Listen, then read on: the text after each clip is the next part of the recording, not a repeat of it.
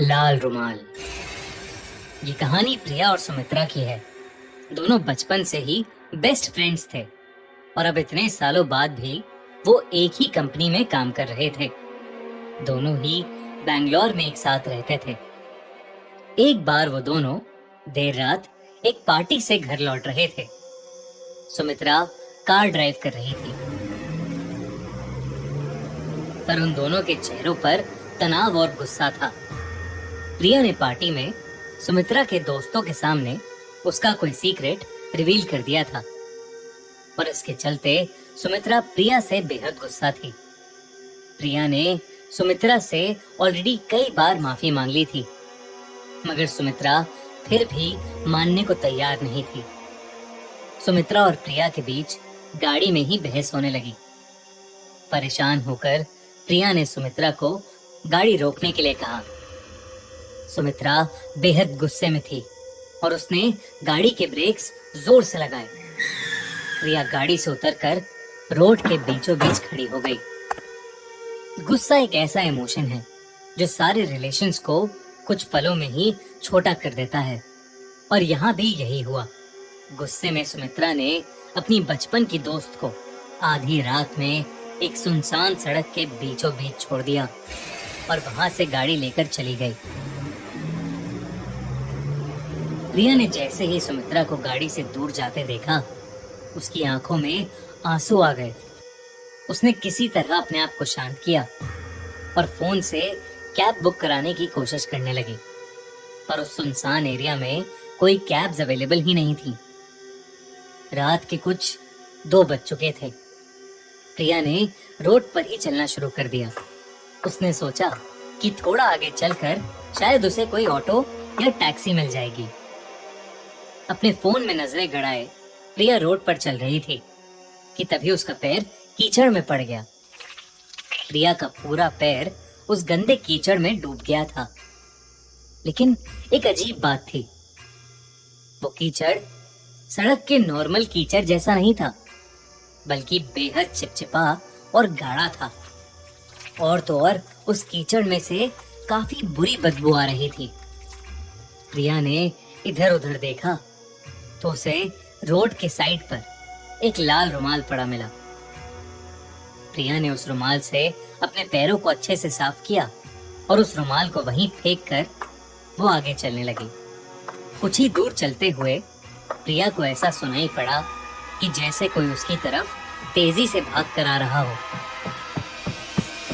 प्रिया ने तुरंत ही पलट कर देखा, पर वहां कोई था नहीं। प्रिया को ये बात बेहद अजीब लगी, पर उसने उस आवाज को अपने मन का वहम मान लिया और आगे चलने लगी।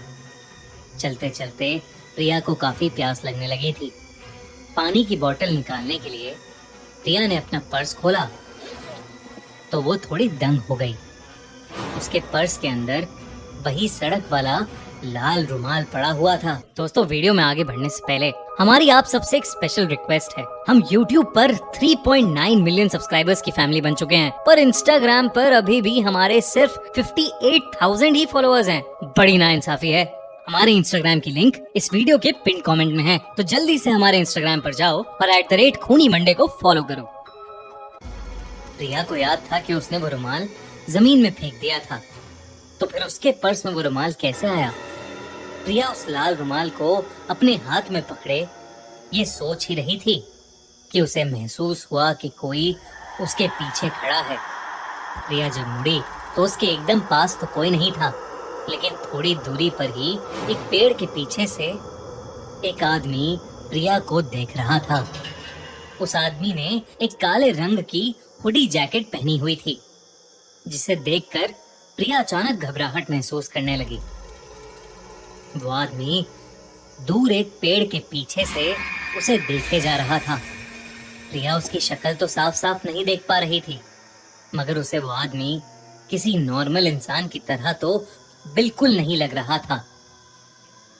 सहमी सी प्रिया ने उस रुमाल को वहीं फेंका और अब वो तेज कदमों से आगे चलने लगी। प्रिया अब अपने गुस्से को भूल गई थी और डर के मारे वो सुमित्रा को फोन मिलाने लगी। पर उसका फोन लग ही नहीं रहा था।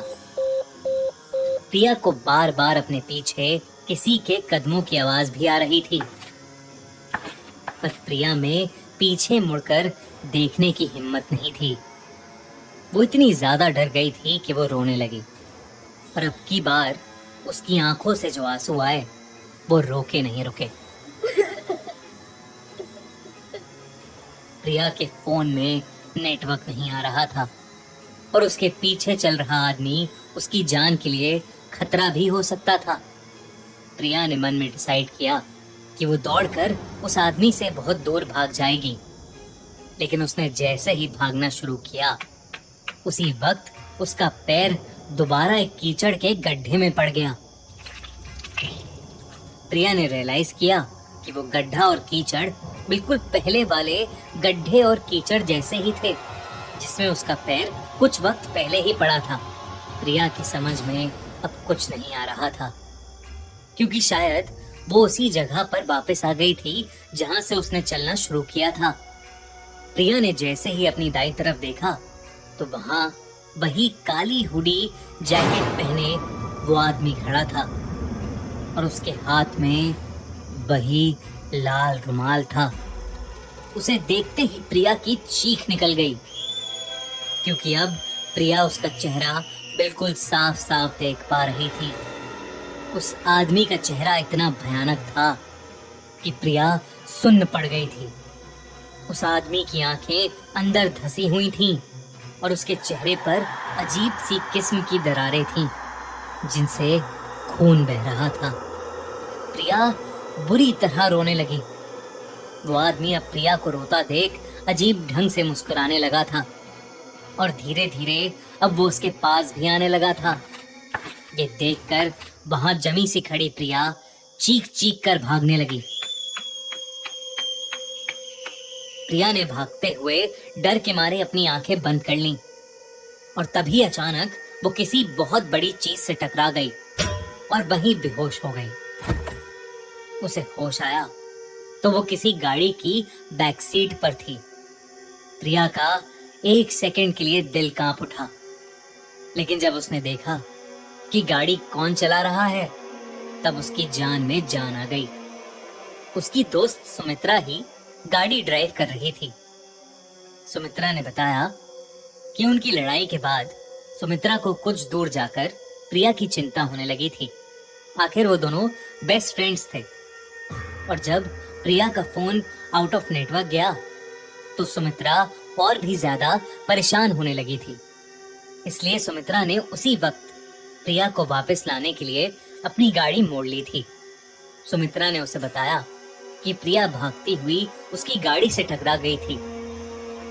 सुमित्रा ने कई बार प्रिया से उसके रोने का कारण पूछा, पर प्रिया उसे कुछ भी नहीं बता पाई।